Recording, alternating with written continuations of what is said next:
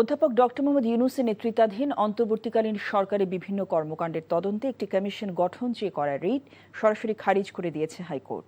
বিচারপতি আহমেদ সোহেল এবং বিচারপতি ফাতেমা আনোয়ারের হাইকোর্ট বেঞ্চ আজ এ আদেশ দেন। আদালত পর্যবেক্ষণে বলেছেন, নির্বাচিত সরকার এবং সংসদ কার্যকর, তাই এসব বিষয়ে সেখানে আলোচনা হতে পারে। একই সাথে সরকারের সাথে বিচার বিভাগকে মুখোমুখি করতে এই রিট হয়েছে বলেও আদালত পর্যবেক্ষণ দিয়েছে বলে জানিয়েছেন attorney general barrister Ruhul Quddus Kajal. রিটের শুনানি শেষে গত 17 মে আদেশের জন্য দিন ধার্য করেছিলেন হাইকোর্ট। গত 4 মে এই রিট আবেদন করেন সুপ্রিম কোর্টের আইনজীবী অ্যাডভোকেট মোহাম্মদ মহসিন রশিদ। হাইকোর্টের রিট খারিজের আদেশের বিরুদ্ধে আপিল করার কথা জানিয়েছেন রিটকারী আইনজীবী মহসিন রশিদ। আমি এও বলেছি যে ওনার উদ্দেশ্যটা কোনো আইনগত প্রতিকার চাওয়া না।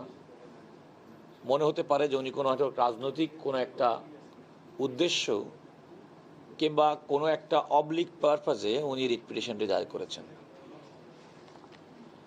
আমি দ্বিতীয়ত বলেছি, উনি যেহেতু ইতিপূর্বে একটি রিট পিটিশন দায়ের করেছিলেন, সেই রিট পিটিশনটা আগেও খারিজ হয়ে গিয়েছিল, একই বিষয়ের উপরে আরেকটি রিট পিটিশন দায়ের করতে পারেন না।